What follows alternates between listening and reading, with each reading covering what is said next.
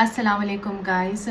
तो आज हम बात करेंगे हमारे प्यारे प्यारे इब्राहीम अलैहिस्सलाम के बारे में कि उन्होंने हज़ारों साल पहले जो बुतों की इबादत होती थी वो कैसे ख़त्म किए।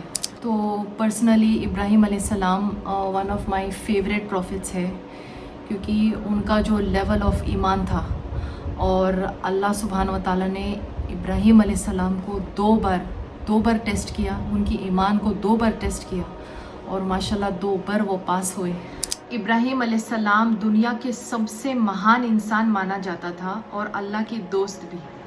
इब्राहीम अलैहिस्सलाम इराक में पैदा हुए थे और जहाँ पे वो रहते थे वो कम्युनिटी का नाम बेबीलोन था, जहाँ पे लोग पुतला और मूर्तियों की इबादत करते थे, टेम्पल्स में जाके इबादत करते थे। इब्राहीम अलैहिस्सलाम के वालिद भी खुद अपने हाथों से पुतलों को डिज़ाइन करके बनाते थे, कभी पत्थर कभी लकड़ी से बनाते थे और बेचते भी थे। उस दौरान इब्राहीम छोटा बच्चा था और वो एक दिन अपने वालिद से जाके पूछता है कि आप बुत क्यों बनाते हो। तो इब्राहीम अलैहिस्सलाम के वालिद ने कहा कि ये बुत गॉड को बयान करता है, मतलब गॉड को रिप्रेजेंट करता है और सब लोग हमारे इस गॉड को तोहफा भी देते और खाना भी खिलाते। लेकिन फिर भी इब्राहीम को ये सब बातें बिल्कुल समझ नहीं आता था और दिल से ये सब गलत समझता था।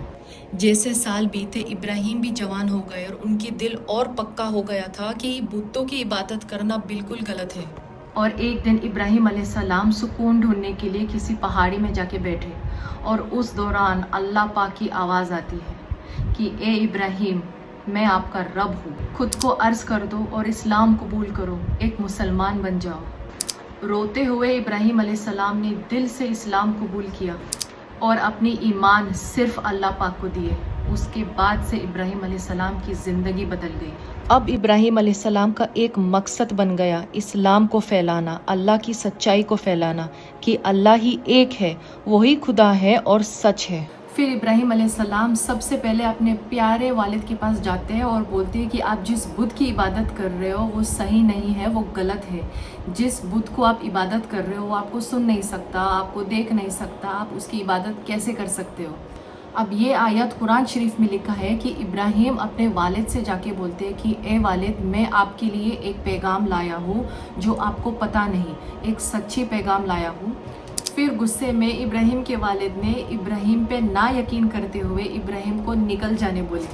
फिर एक दिन एक बहुत बड़ा त्यौहार आता है जहाँ पे सब गांव वाले वो त्यौहार को मनाने के लिए गांव से निकल जाते हैं। जैसे गांव वाले सब निकल जाते हैं त्यौहार मनाने के लिए, इब्राहीम अलैहिस्सलाम ने तदबीर किया कि सारे पुतलों को वो तबाह कर देगा। तो हमारे प्यारे इब्राहीम अलैहिस्सलाम ने सारे पुतलों को तबाह कर दिया, जिनमें से एक पुतला उन्होंने रखा जो सबसे बड़ा वाला था।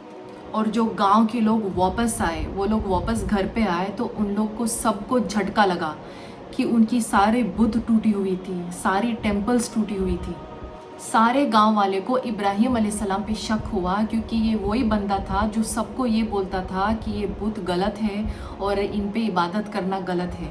तो सारे गांव वाले इब्राहीम अलैहिस्सलाम से पूछे कि क्या ये सब काम तुमने की है। तो इब्राहीम अलैहिस्सलाम ने जवाब दिया कि मैंने नहीं किया, ये जो बड़ा वाला बुत है इसने तोड़ा है सब। तो गांव के लोग इब्राहीम को ये बोलते हैं कि ये बुत कैसे तोड़ सकता है, ये तो एक बुत है। फिर इब्राहीम ने जवाब दिया है कि जो बुत खुद को बचा नहीं सकता है, दूसरे पुतलों को टूटने से बचा नहीं सकता है, तो आप लोगों को समझ नहीं है कि इसकी इबादत कैसे कर सकते हो। तो गांव के लोगों को थोड़ी देर के लिए एहसास हुआ कि हाँ, ये बात तो सही है, लेकिन गांव वालों की फ़ख्र की वजह से वो इनकार नहीं कर सकते कि जिन बुतों का हम सालों साल से इबादत कर रहे हैं वो हम कैसे छोड़े। सब के सब गुस्से थे और सब के सब इंतकाम में आना चाह रहे थे कि इब्राहीम ने कैसे हमारे बुतों को तोड़ा।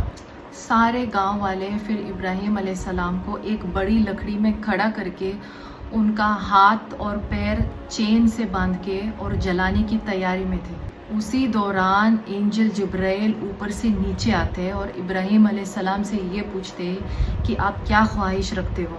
इब्राहीम अलैहिस्सलाम ने एंजल जिब्राइल को सिर्फ एक ही ख्वाहिश बताया है कि मैं चाहता हूँ कि अल्लाह पाक मेरे काम पे मुतमईन रखे, मेरे ईमान पे मुतमईन रखे, और मैं कुछ नहीं चाहता। सुभान अल्लाह।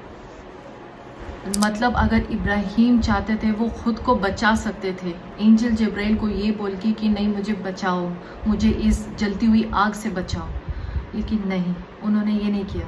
لیکن اللہ پاک تو ہمارے پیارے نبی کو نہیں مارتے.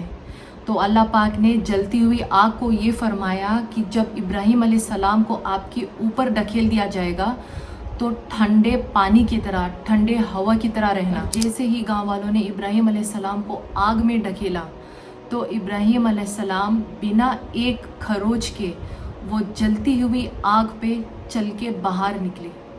سبحان اللہ. یہاں پہ گاؤں والوں کی آنکھیں کھل گئی. لیکن سیڈلی اتنے سال گزر جانے کے بعد بھی یہ 21 سینچری میں ابھی بھی بتوں کی عبادت ہوتی ہے. اگر آپ لوگوں کی ایمان تازہ ہوئی ہے ہمارے پیارے پیارے ابراہیم علیہ السلام کا یہ چھوٹا سا واقعہ سن کے تو لائک، شیئر اور سبسکرائب ضرور کرنا. ٹل دین جزاک اللہ خیر.